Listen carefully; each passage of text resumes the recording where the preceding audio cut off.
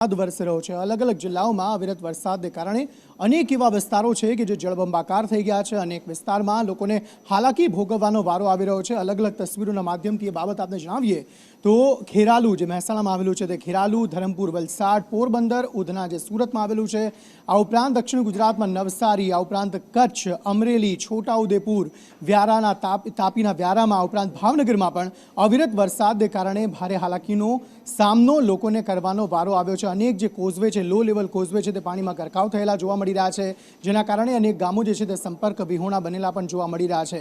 अमरेली में अविरत वरसाद वरसी रह्यो छे, लोको पारावार मुश्केलीनो सामनो करी रह्या छे। वाहनों डूबी जाए, वाहनोना अर्धा टायर डूबी जाए, केटलीक जग्याए वाहनों अर्धा डूबी जाए ते प्रकारना पाणी जे छे ते अलग अलग विस्तारोमां भरायेला जोवा मळी रह्या छे। तो उधना जे सूरतमां अलग अलग विस्तारो छे तेमां केमिकलयुक्त पाणीना कारणे पण लोको परेशान थता जोवा मळी रह्या छे।